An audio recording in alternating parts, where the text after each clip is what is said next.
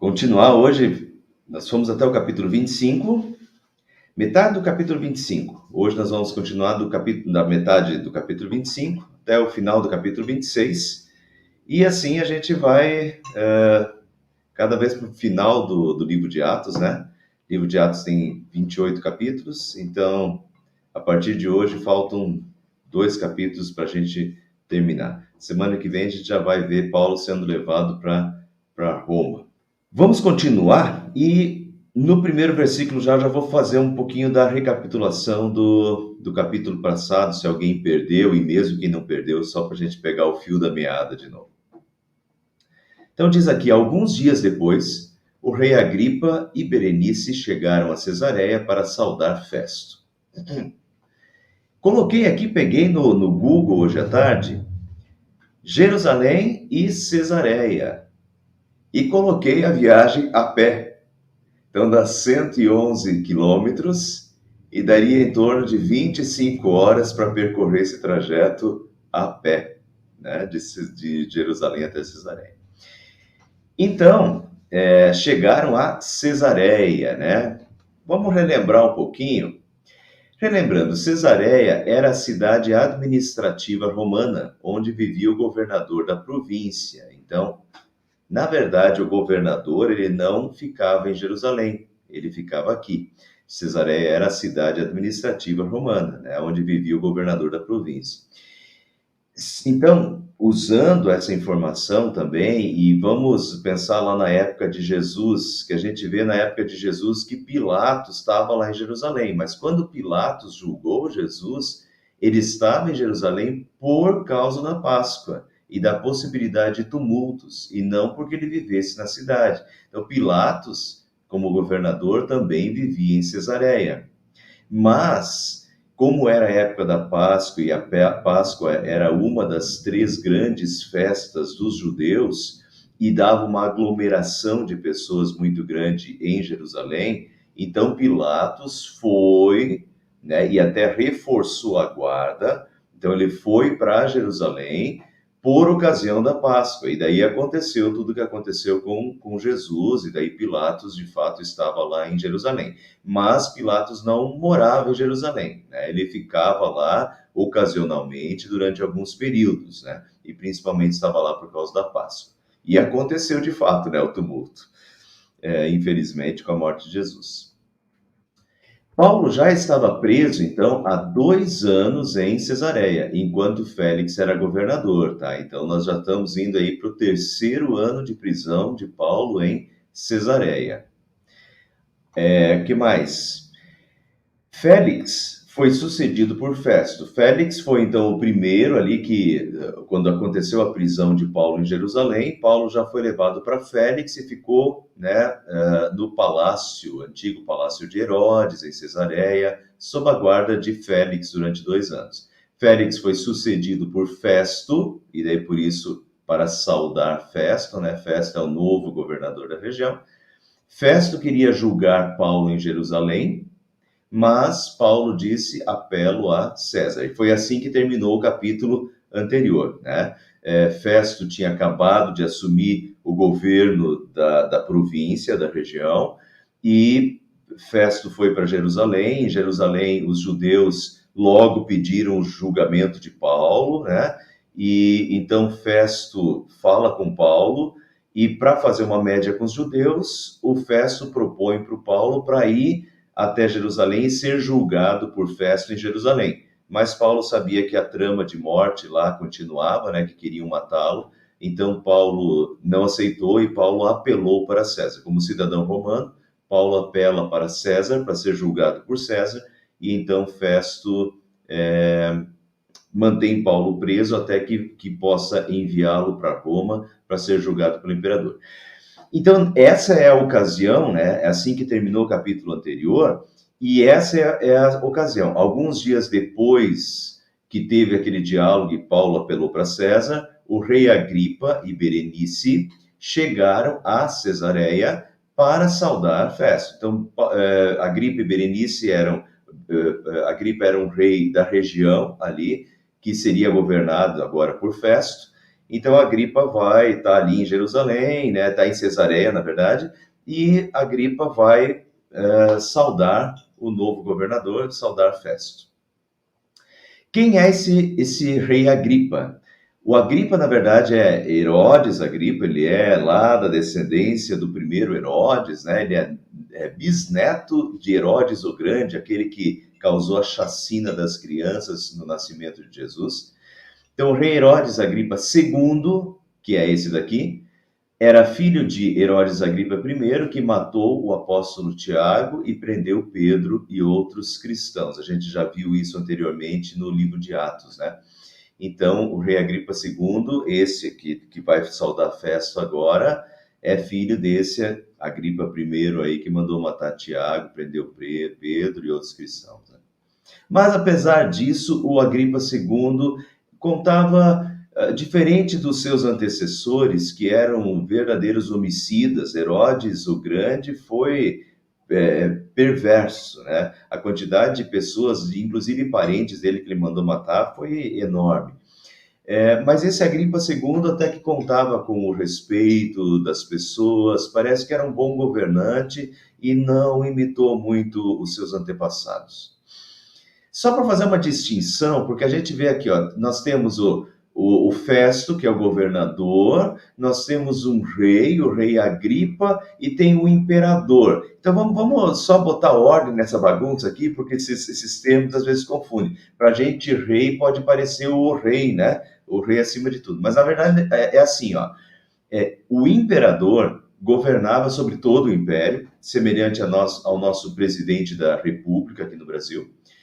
Os governadores, no caso Festo, Félix, que eram governadores, eram também os procônsules, governavam sobre uma província romana, semelhante aos nossos governadores estaduais, né? Então eles tinham uma grande província. Por exemplo, vocês podem lembrar que nos capítulos anteriores, quando Paulo foi julgado, estava diante de Félix, do governador Félix, a primeira pergunta que Félix fez foi: onde você nasceu? De onde você é? E Paulo era da Cilícia, né? E Cilícia já é lá em cima, mas a província do governador Félix pegava toda a Judéia, a Síria, até a Cilícia. Então, Paulo estava dentro da província dele, ele podia julgar Paulo. Então, a província, só para vocês terem uma ideia, a província era bastante grande, né? Então, os governadores são governadores das províncias, semelhante aos nossos governadores estaduais. E os reis governavam sobre pequenas regiões, semelhantes aos nossos prefeitos, mas com a diferença que podiam governar mais de uma prefeitura. Então, aqui, no caso, esse Agripa aqui, ele já governava sobre quatro municípios ali, ou 4 pequenas regiões, e depois ganhou mais 2 ainda para governar. Então ele tinha aí 6, digamos que ele era o rei sobre 5, 6 municípios na época. Tá? Então só para vocês entenderem as distinções em imperador, governador e rei. Às vezes esses termos aí nos confundem. Visto que estavam passando muitos dias ali, o Agripa e a Berenice, Festo explicou o caso de Paulo ao rei. Há aqui um homem que Félix deixou preso. Félix é o antecessor dele, né? Quando fui a Jerusalém, os chefes dos sacerdotes e os líderes dos judeus fizeram acusações contra ele, pedindo que fosse condenado.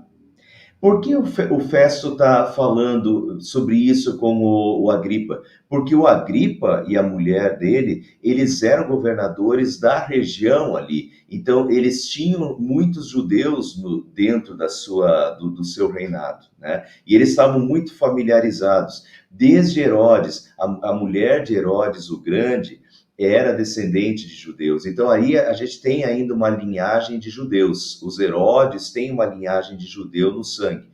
Então o Herodes conhecia muito bem os judeus, diferente do Festo, porque o Festo é o governador ligado ao Senado romano. Então Festo é romano, né? Ele está muito por dentro das leis romanas, mas ele governa aí uma região cheia de judeus com uma religiosidade própria e costumes próprios, com os quais Festo não está familiarizado. Então ele expõe o caso de Paulo pro Agripa, para ver se o Agripa ajuda ele a entender o que está acontecendo, né? E está explicando isso então pro Agripa. Quando fui a Jerusalém, os chefes, os sacerdotes, os líderes dos judeus fizeram acusações contra ele, contra Paulo, pedindo que ele fosse condenado. Eu lhes disse que não é costume romano condenar ninguém antes que ele se defronte pessoalmente com seus acusadores e tenha a oportunidade de se defender das acusações que lhe fazem. Vindo eles, os pessoal do Sinédrio, né? Vindo eles comigo para cá, para Cesareia, não retardei o caso. Convoquei o tribunal no dia seguinte e ordenei que o homem fosse apresentado, que Paulo fosse apresentado diante do Sinédrio do julgamento.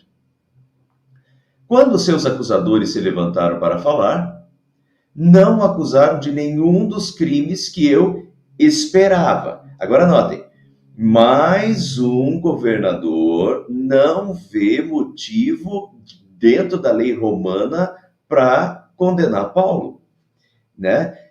Vejo que eles não o acusaram de nenhum dos crimes que eu esperava. O Festo espera que eles venham com alguma acusação grave contra Paulo, contra a lei romana.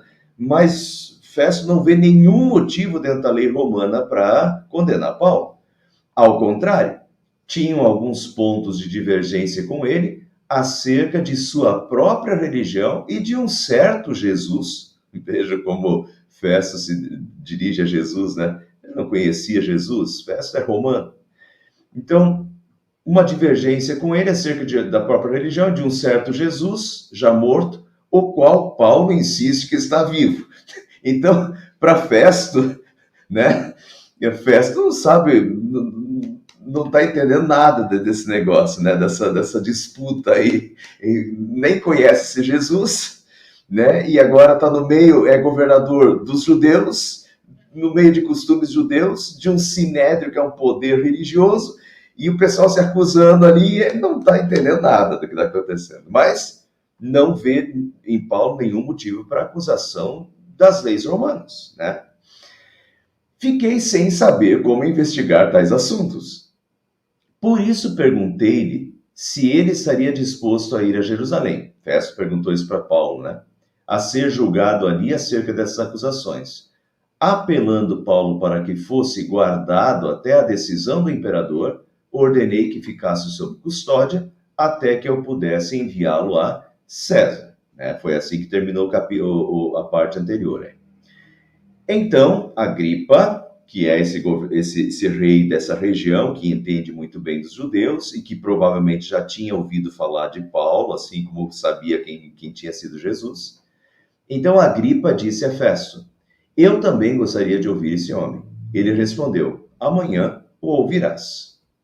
No dia seguinte, Agripa e Berenice vieram com grande pompa e entraram na sala de audiências com os altos oficiais e os homens importantes da cidade. Por ordem de Festo, Paulo também foi trazido. Então Festo disse: ó rei Agripa e todos os senhores aqui presentes conosco, vejam este homem. Toda a comunidade judaica me fez pedidos a respeito dele em Jerusalém e também aqui em Cesareia, gritando que ele não deveria mais viver. Mas verifiquei que ele nada fez que mereça pena de morte. Todavia, porque ele apelou para o imperador, eu decidi enviá-lo a Roma. No entanto, eu não tenho nada definido a respeito dele para escrever a sua majestade. Por isso, Festo não sabe o que ele vai escrever para o imperador. O imperador da época é Nero, né? O Festo não sabe o que ele vai escrever. O Paulo apelou para César para ser julgado pelo imperador, mas Festo não sabe nem o que vai colocar como acusação para mandar Paulo diante do imperador, né? Tá numa saia justa o Festo. Por isso eu o trouxe diante dos senhores, e especialmente diante de ti, rei Agripa, de forma que, feita esta investigação, eu tenha algo para escrever. Pois não me parece razoável enviar um preso sem especificar as acusações contra ele. Então, o Festo está pedindo, né, que espera que o Agripa entenda esse caso envolvendo os judeus e que a Agripa ajude ele a formular uma acusação aí, ou a formular alguma coisa que ele possa escrever para mandar Paulo preso para Roma para ser julgado pelo imperador. Mas ser julgado pelo quê, se ele não vê crime nenhum em Paulo? Né? Então ele tá implorando quase para o Agripa para ver se o Agripa entende a questão dos judeus e ajuda ele a formular alguma coisa para mandar para o imperador. Então Agripa disse a Paulo: você tem permissão para falar em sua defesa. A seguir, Paulo fez sinal com a mão e começou a sua defesa. Rei Agripa, considero-me feliz por poder estar hoje em tua presença para fazer a minha defesa contra todas as acusações dos judeus, e especialmente porque estás bem familiarizado com todos os costumes e controvérsias deles. Essa é a questão. Agripa era rei da região, entendia dos judeus, era de linhagem judaica, né? Entendia os costumes judeus, entendia o sinédrio. Então, essa é a questão. Fazer minha defesa contra todas as acusações dos judeus, especialmente porque estás bem familiarizado com todos os costumes e controvérsias deles, os judeus. Portanto, peço que me ouças pacientemente. Todos os judeus sabem como tenho vivido desde pequeno. De novo, Paulo vai repetir isso, né? Paulo já repetiu isso diante do Sinédrio, Paulo já repetiu isso diante de Félix no julgamento, mas Paulo repete novamente. A propósito, pessoal, Paulo não tem essa necessidade aqui de se defender de novo. Ele faz isso como ele aproveita essa oportunidade como uma oportunidade de testemunho sobre a sua fé. Porque não vai mudar nada, ele já apelou para César, ele vai ser julgado pelo imperador. Essa questão aqui envolvendo Agripa não vai dar em nada, né? Porque ele só está sendo ouvido pelo Agripa, mas não vai mudar nada o julgamento dele e essa questão dele ir para Roma. Mas Paulo, mesmo assim, Paulo aproveita a oportunidade para testemunhar a sua fé, né? Então, todos os judeus sabem como tenho vivido desde pequeno, tanto em minha terra natal como em Jerusalém. Eles me conhecem há muito tempo e podem testemunhar, se quiserem, que, como fariseu, eu vivi de acordo com a seita mais severa da nossa religião, que eram os fariseus. Agora estou sendo julgado por causa da minha esperança no que Deus prometeu aos nossos antepassados. O Antigo Testamento profetiza sobre o Cristo, né? Sobre o Messias que haveria de vir, e todo o Antigo Testamento fala de Jesus, e é isso que Paulo está dizendo. Eu estou sendo julgado por causa da minha esperança no que Deus prometeu aos nossos antepassados. Esta é a promessa que as nossas 12 tribos esperam que se cumpra, cultuando a Deus com fervor dia e noite. É por causa desta esperança, ó rei, que estou sendo acusado pelos judeus. Por que os senhores acham impossível que Deus ressuscite os mortos, né? Porque Jesus ressuscitou dos mortos e esse é o principal da fé cristã, a ressurreição de Jesus. Por que os senhores acham impossível que Deus ressuscite os mortos? Eu também estava convencido de que deveria fazer todo o possível para me opor ao nome de Jesus, o Nazareno.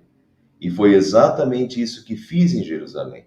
Com autorização dos chefes dos sacerdotes, eu lancei muitos santos na prisão, e quando eles eram condenados à morte, eu dava o meu voto contra eles. Então, aqui novamente, pessoal, Paulo relembra a sua época de perseguidor da igreja. Paulo já fez isso diversas vezes. E lembra como lançava os cristãos na prisão e participava ativamente da morte deles. Dessa vez ele não citou Estevão, porque em outras ocasiões, em capítulos anteriores, uma das coisas que ele sempre fala ele lembra da morte de Estevão e como ele participou na morte de Estevão, que as vestes, né, de Estevão ficaram aos seus pés, quer dizer, ele estava lá na morte de Estevão, ele participou ativamente. E cada vez que Paulo conta esses episódios aqui da sua perseguição aos cristãos, cada vez ele acrescenta mais dados, né? E aqui é bem interessante, com autorização dos chefes dos sacerdotes, lancei muitos santos na prisão. Agora ele usa o termo santos, né?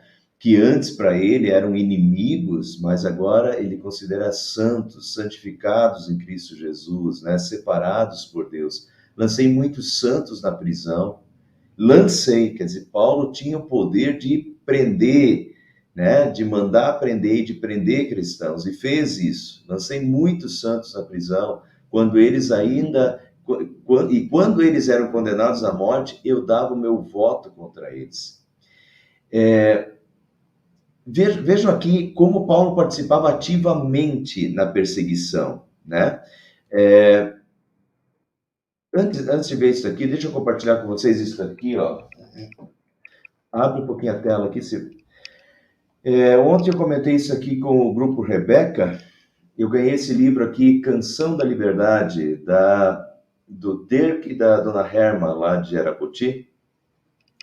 É um livro escrito pelo Ministério Portas Abertas, que é o ministério que cuida dos cristãos perseguidos ao redor do mundo, e conta a história de Ellen Berhane, aqui embaixo. Essa é uma mulher que ela era cristã e foi pega na Eritreia por ser cristã, e ficou boa parte, anos, confinada em containers de presos, containers mesmo, 6 metros mais ou menos de comprimento, por 2 metros e pouco de largura, e containers cheios de pessoas, de presos, e ela ficou anos presa. Mas ela conta muito sobre a prisão, e completamente justa, ela foi presa por ser cristã, por professar sua fé. E é interessante aqui como ela conta assim, parece muito com o que Paulo fazia na época, né? Deixa eu só passar aqui, ó, já vou voltar a esse assunto. Mas aqui diz assim, eu dava o meu voto contra eles, diz Paulo. Isso levanta a questão se Paulo eventualmente fazia parte do Sinédrio, porque quem votava a morte, então, dos cristãos, era o Sinédrio. E Paulo diz que ele dava o seu voto contra eles. Então, Paulo fazia parte do Sinédrio? Talvez sim. Mas como Paulo não mencionou isso em outras ocasiões, e ele falou diversas vezes, poderia ter citado, mas não cita isso, e por ser ele jovem para uma cadeira no Sinédrio, vocês devem lembrar que o Sinédrio tinha 71 lugares, e normalmente eram anciãos. Então, e Paulo era novo na época ainda, né? Isso já fazia 20 anos atrás. Então, Paulo tinha por volta de 20 e poucos anos quando ele vivia em Jerusalém. Era bastante jovem para uma cadeira no Sinédrio. Então, pode significar apenas concordância. Eu dava o meu voto contra eles. Tipo assim, eles condenavam a morte e eu concordava e eu votava junto que era para eles morrer, né? Mas talvez Paulo, de fato, não tenha feito parte do Sinédrio. E aqui é interessante, ó. Muitas vezes eu ia de uma sinagoga para outra a fim de castigá-los e tentava forçá-los a blasfemar. Em minha fúria contra eles, eu cheguei a ir a cidades estrangeiras para persegui-los.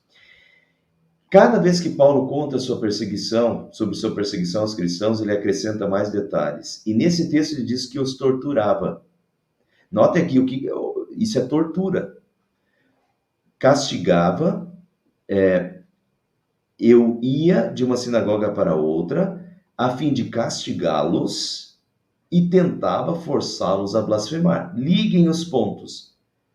Castigá-los e tentava forçá-los a... O que ele fazia? Ele torturava o pessoal. Tá? Isso é tortura.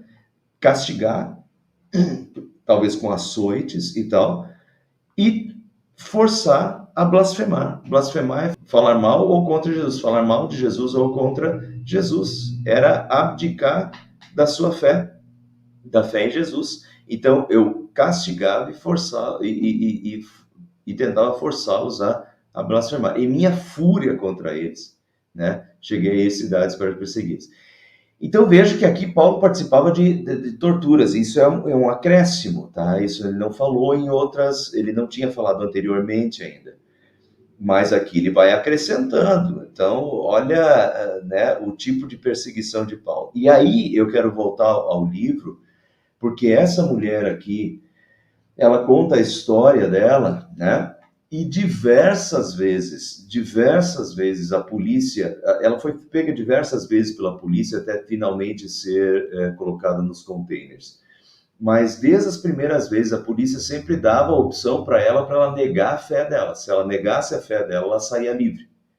Por fim, ela já estava muitos meses nos containers e eles batiam nela e muitas vezes, quando chegavam novos cristãos, como ela já estava mais tempo nos containers, eles pegavam ela, levavam ela para fora para que os novos cristãos pudessem ver eles a agredindo, para que os cristãos já tivessem, né, logo uma noção das coisas e tentassem e a esperança é que os cristãos dessem para trás, né? E daí eles levavam essa Ellen até um escritório à parte e tinha uma folha para ela assinar de que ela estava desistindo do cristianismo ou negando a sua fé, né? Dizendo que ela não era mais cristã e que ela não ia mais testemunhar de Jesus, e então ela seria solta. Pelo menos 3 ou 4 oportunidades, até eu estou na metade do livro, já teve umas 3 ou 4 oportunidades que eles fizeram a mesma coisa, sempre dando a oportunidade para ela de ela negar a sua fé e negar Jesus, e ela seria solta imediatamente. Essa é sempre a proposta. Se você assinar, eu te libero agora, diziam os inquiridores dela. E ela sendo torturada na cadeia e servindo de exemplo, sendo espancada diante dos outros cristãos para desincentivar os outros ao testemunho e né, tentar fazer com que os outros abrissem mão da sua fé. Então vejam, o que Paulo fazia com os cristãos é o que acontece ainda hoje com muitos cristãos ao redor do mundo. Ela viveu na Eritreia. Eritreia até algum tempo atrás era o país mais perseguidor dos cristãos do mundo. Continua entre os 10 mais perseguidores hoje, né? Já não é mais o mais, mas continua entre os 10 mais. Mas assim, muitos cristãos até hoje são... Olha o que Paulo fazia, né? Jogava ele, lançava-os na prisão, perseguia-os, lançava-os na prisão. E a tortura continua hoje, pessoal, e é simplesmente algo de arrepiar quando a gente lê o que os cristãos passam ao redor do mundo hoje ainda nas perseguições. E Paulo, então, conta pela terceira vez a sua conversão. Terceira vez no livro de Atos que Paulo vai contar a sua conversão. Numa dessas viagens, Paulo falando para Agripa, né, e para Festo, numa dessas viagens, eu estava indo para Damasco com autorização e permissão dos chefes dos sacerdotes. Por volta do meio-dia, ó rei, estando eu a caminho, eu vi uma luz do céu mais resplandecente que o sol, brilhando ao meu redor e ao redor dos que iam comigo. Todos caímos por terra. Então, ouvi uma voz que me dizia em aramaico: Saulo, Saulo, por que você está me perseguindo? Resistir ao aguilhão só lhe trará dor. Então perguntei: quem és tu, Senhor? Aqui tem mais um detalhe que não entrou nos relatos da conversão de Paulo anteriores. Paulo diz aqui que Jesus falou, isto aqui, Saulo, Saulo, por que você está me perseguindo, entrou nos outros 2 relatos. Mas essa questão, resistir ao aguilhão só lhe trará dor.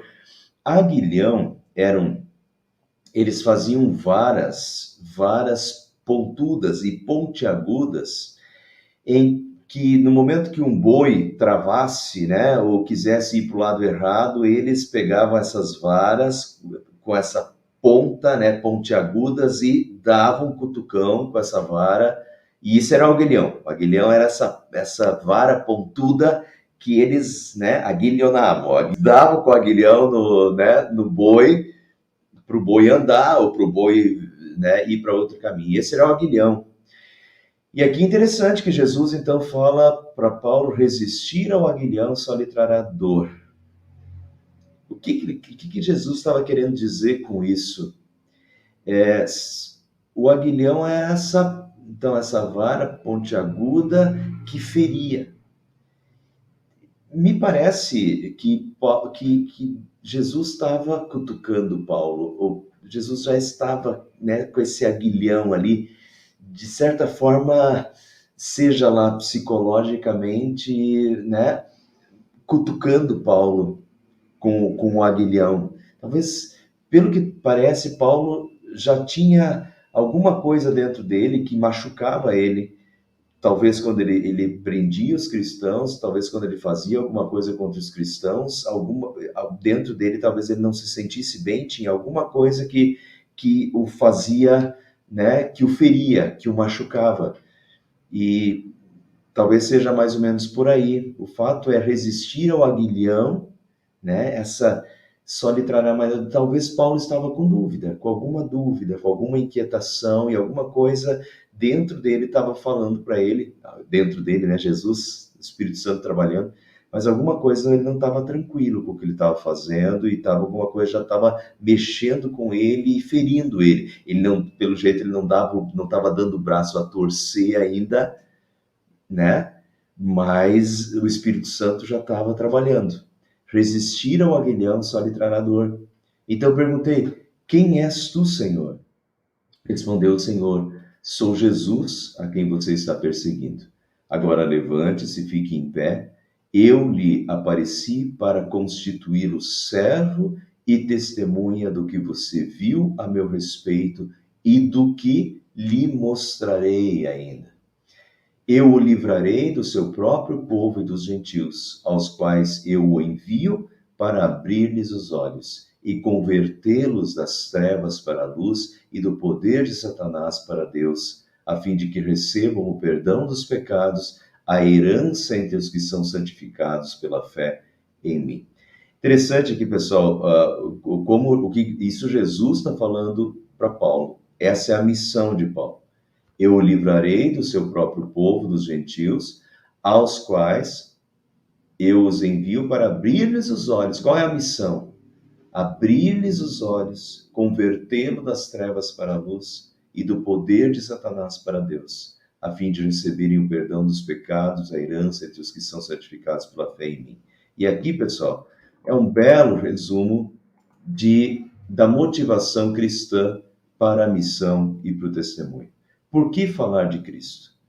Para que os seus olhos se abram, para que os olhos das pessoas se abram e sejam convertidos das trevas para a luz, do poder de Satanás para Deus.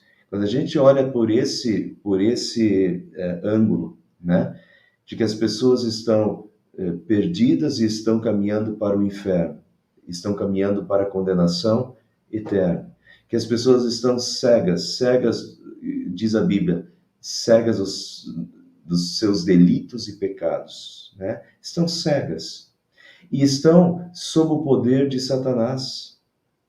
Então a gente pensa, puxa, eu preciso testemunhar e eu preciso falar de Jesus. Eu preciso falar de Jesus para que os olhos das pessoas sejam abertos.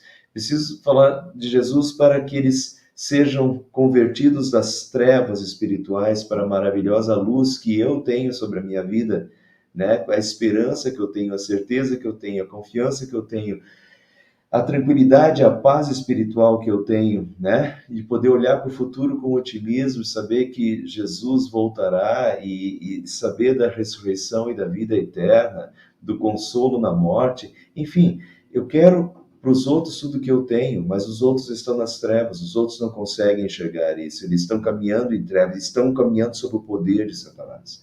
Então, quando a gente tem consciência de que essa é a realidade das pessoas, então a gente quer o bem das pessoas, a gente ama o próximo. e amar o próximo. Tinha uma frase aí do departamento de missão, de um dos domingos da missão, né, passados aí, que dizia assim: como amar o próximo sem falar-lhe de Jesus?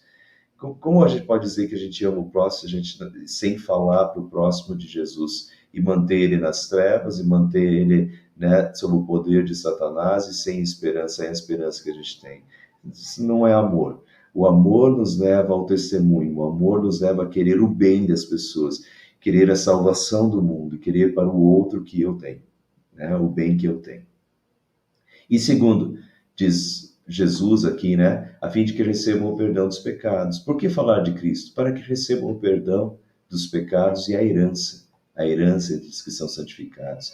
Seja, porque recebam o perdão dos pecados, a salvação e a vida eterna. E sem Jesus não há perdão, e sem Jesus não há salvação, e sem Jesus não há vida eterna. Eu sou o caminho, a verdade e a vida. Ninguém vem ao Pai senão por mim.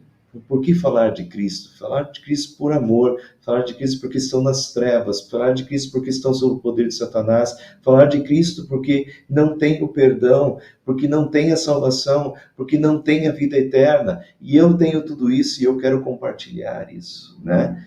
Daí está a motivação que Jesus deu para Paulo, e a missão e a motivação, que é para todos nós, né? Atos dos Apóstolos: ide por todo mundo, pregar o evangelho a toda criatura.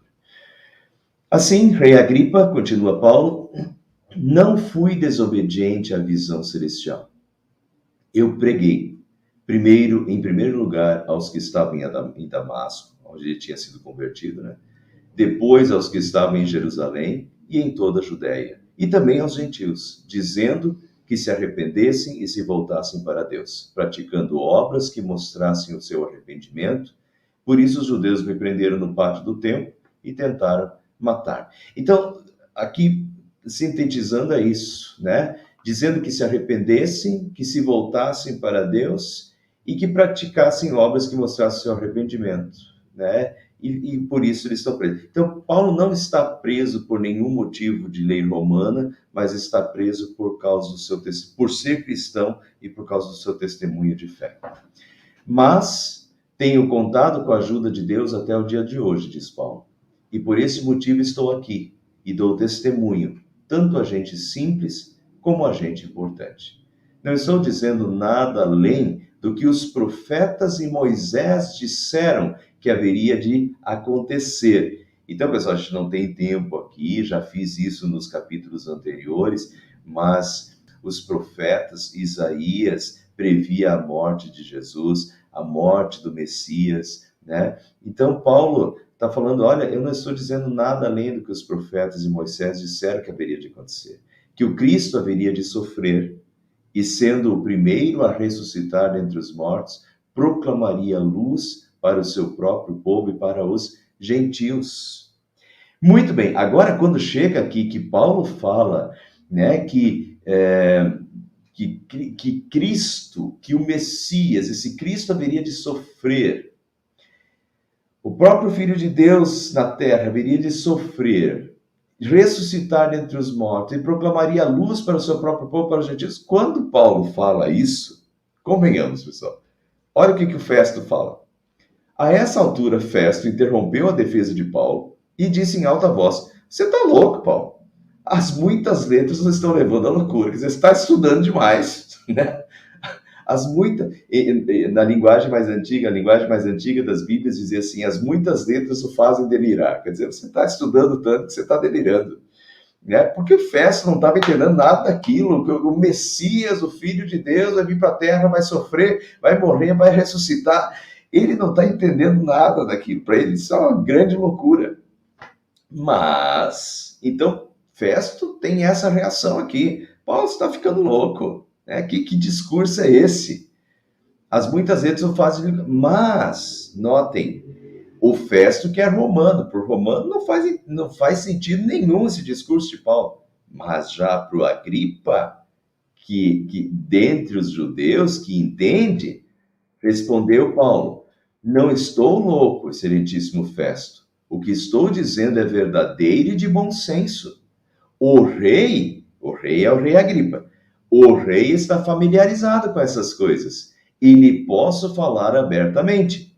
Estou certo de que nada disso escapou do seu conhecimento, pois nada se passou num lugar qualquer. Ou seja, o Agripa é feto desses Herodes, já é uma descendência ali de governantes dos judeus. Esse pessoal sabia muito bem quem era Jesus, quem tinha sido Jesus, por que Jesus tinha morrido, então, e também conheciam as profecias, né? Então Paulo falou: olha, o rei está familiarizado com essas coisas, e posso falar abertamente.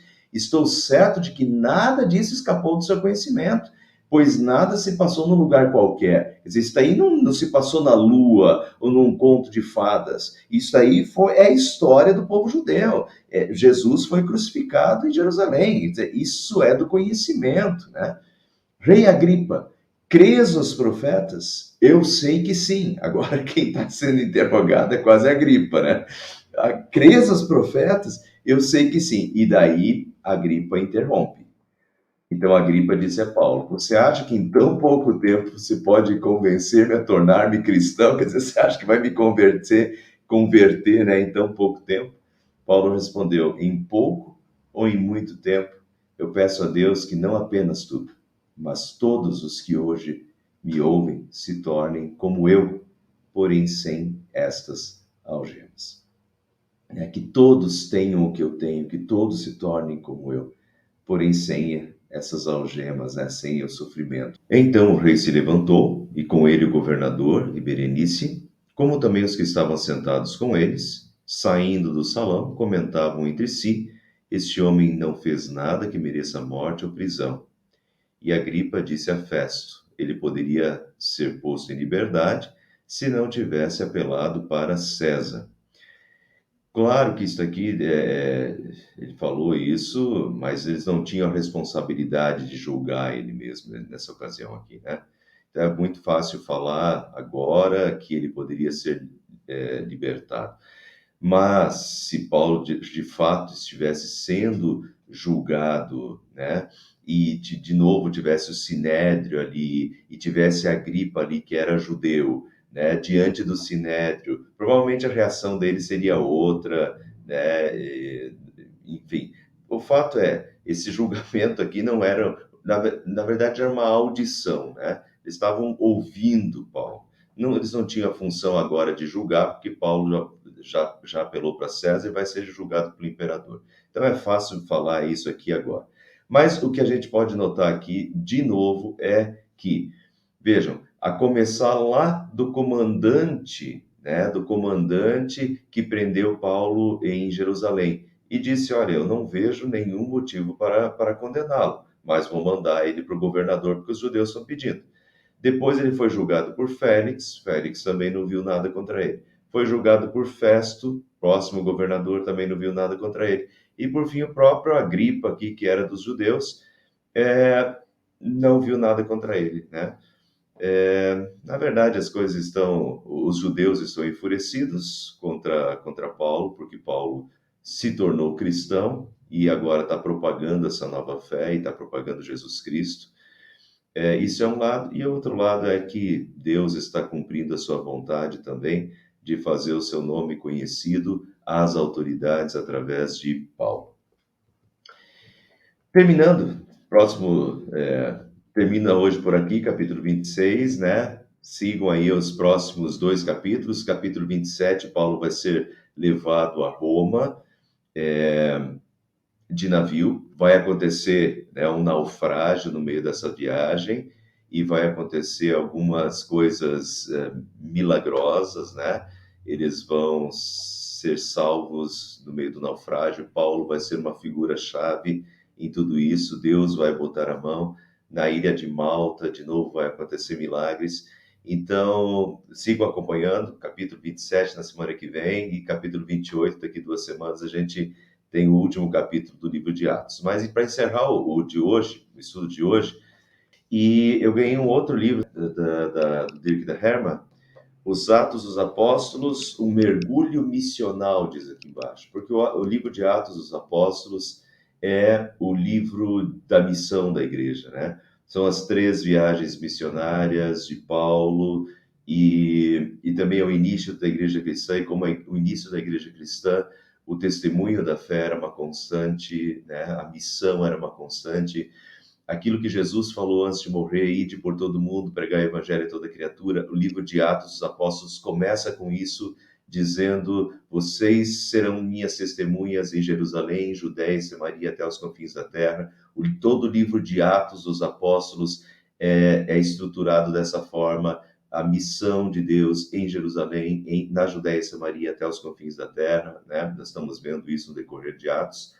Então, aqui, por isso, esse livro, né, Atos dos Apóstolos, um mergulho missional. E quando chega nesse capítulo aqui, capítulo 25 e 26, o livro coloca algumas perguntas para reflexão. Que é o preço do discipulado para você? A gente vê o preço que Paulo estava disposto a pagar por ser discípulo de Cristo e pelo testemunho da fé de Cristo. A gente viu hoje também o preço que a Ellen Berham estava disposta a pagar por ser discípula de Cristo e não negar a sua fé. Que é o preço do discipulado para você? Como você tem aproveitado as oportunidades para testemunhar da sua fé publicamente, né? A Ellen é uma cristã que hoje está testemunhando a sua fé e mesmo em perigo de vida, mas aproveitando as oportunidades lá dentro dos containers, né? Presa dentro dos containers, ela cantava, ela orava e ela testemunhava aos guardas da sua fé. Hoje nós estamos numa situação de liberdade muito mais cômoda, mas como nós temos aproveitado as oportunidades para testemunhar da nossa fé publicamente?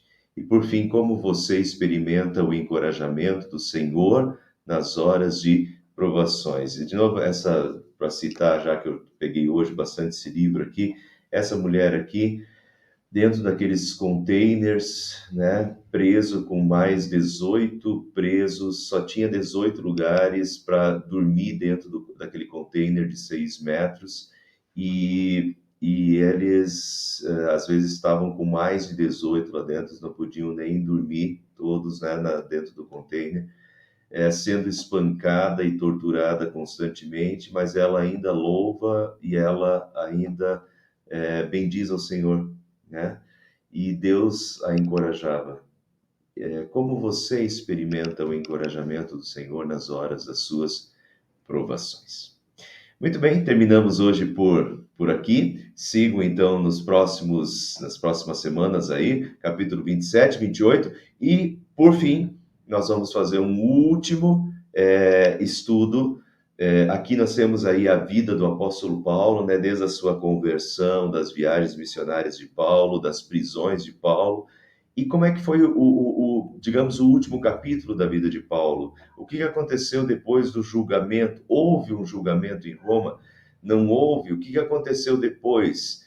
Há muitos que pensam que Paulo pode ter viajado para a Espanha ainda, ou Paulo pode ter feito ainda uma outra viagem depois de ter sido julgado pelo imperador.